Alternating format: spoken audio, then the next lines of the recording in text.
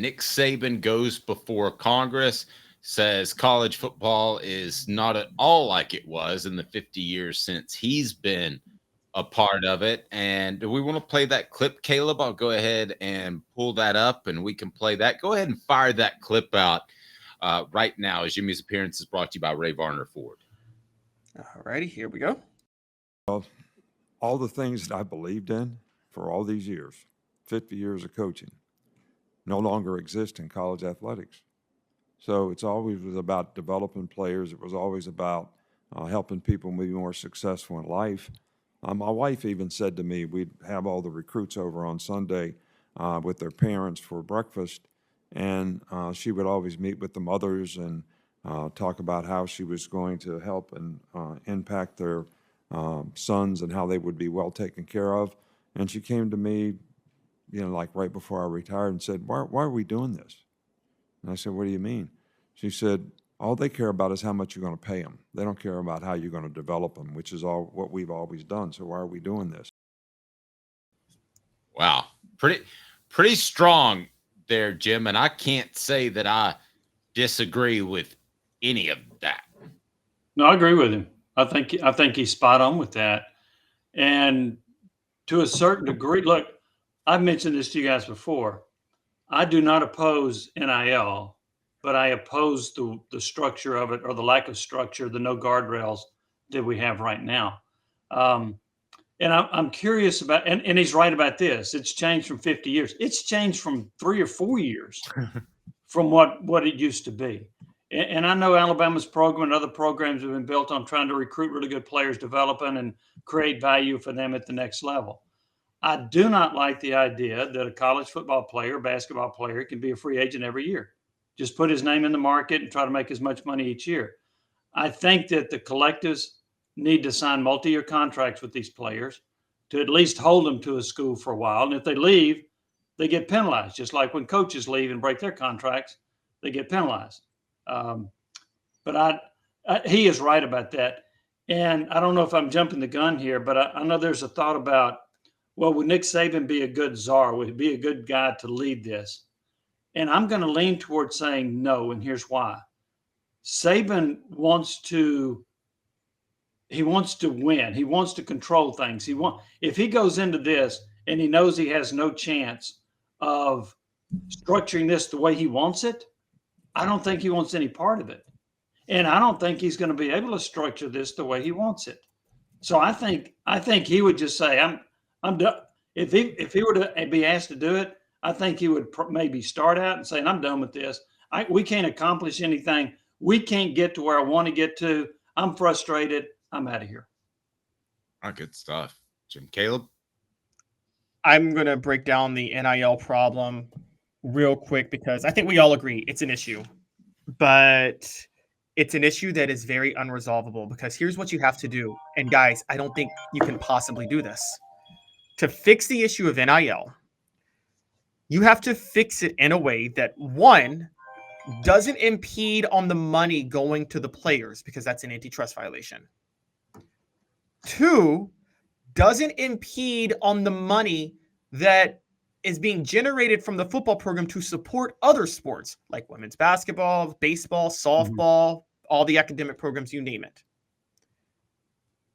There's no way to do that. It's literally not possible. Nobody can give me a way to do that. You can say something like a salary cap, but even a salary cap wouldn't be viable because that's an antitrust violation. You could say unionize the players, but if the players unionize, they're going to collect a lot more revenue from the football program that typically goes to support other programs on campus. So there's absolutely no possible way that I've heard of yet to allow for an NIL system, to allow for guardrails that, one, doesn't impede on a player's ability to maximize their money, or two, doesn't take away money from other sports that are being supported by the football program. Guys, I think it's a rock and a hard place. I don't think it's possible. That's why I don't think Saban would want to run to be the point man on this. I will say this. Here's the other thing, too. If you unionize and you make the student athletes employees, or should I just call them athletes? They're not students, right? Just athletes. Yeah. Then their scholarship money is going to be taxable, right? Who wants that? If you go to a school and the yearly tuition is $75,000 and over 4 years it's $300,000, that's a pretty heavy tax that you're paying. They don't want that. So I don't know how you unionize without them being employees, and I don't know how you can not tax them if they are employees. Okay, let me make sure I'm following you there, Jimmy, because I know they pay taxes on their NIL money now. Correct. Okay, so you're saying if they were employed, just basically employees, and were we talking about not going to class at all? No, they'd be going to class. You'd still have to maintain eligibility. I'm saying that if you become an employee, that the scholarship money that you are given could be taxable. So if you go to Tennessee, it costs $30,000 a year or $40,000 a year for your scholarship, then that could be taxable. So you're actually losing money as an athlete in that regard.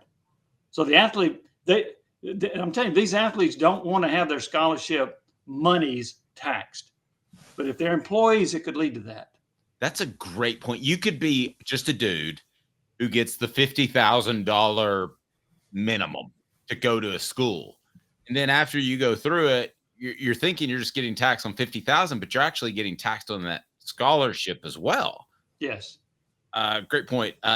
Jimmy, I'm just curious. I've never asked you this. How would you fix NIL? 30 seconds from Ray Varner Ford, who brings you Jimmy's appearance. And then Jimmy's going to tell us how to fix NIL. Welcome to Ray Varner Ford in Clinton, where every turn meets new possibilities and every mile celebrates the cutting-edge innovation within our Ford lineup. Elevate your journey in this new 2023 F-150 4x4 Super Cab, $44,992. A 2023 Ford Escape all-wheel drive, $30,952. 2023 F-150 4x4 Super Crew XLT, $54,900. Local you trust, innovation you can afford. Ray Varner Ford, your East Tennessee Ford dealership.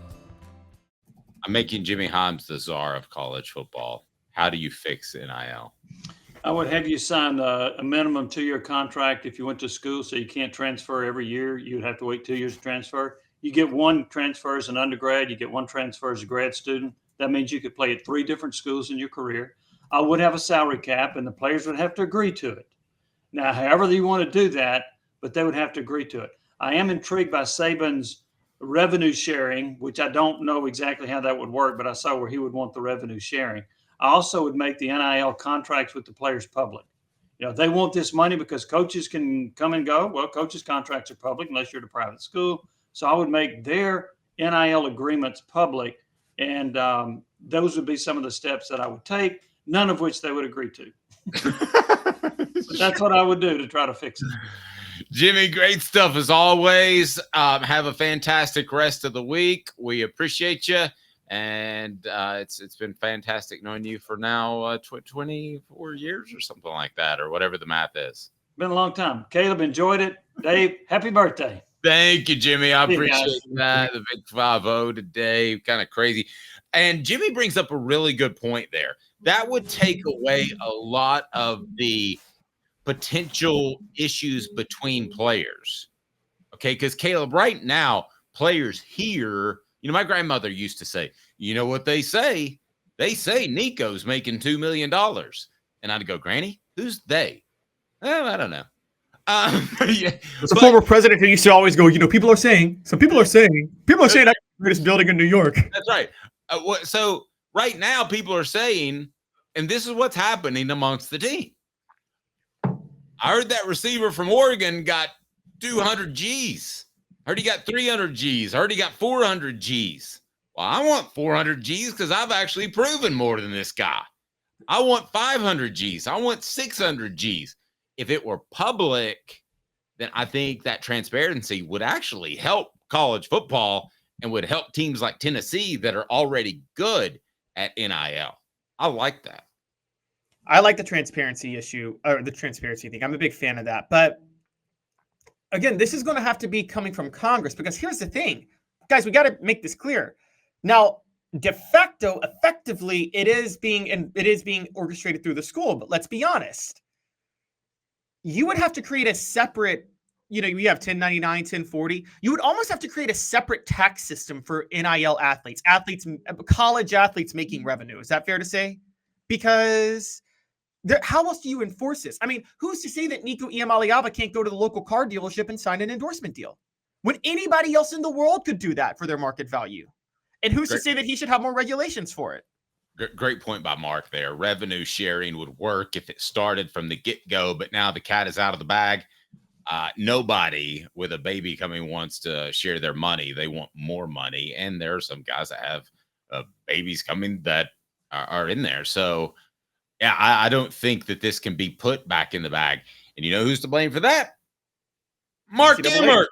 Yes. Yeah, Mark Emmert. He could have done something.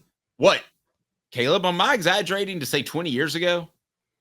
No, you're right. He could have. So let's address, because here's the other problem. And this is why I say there's just no way out of this.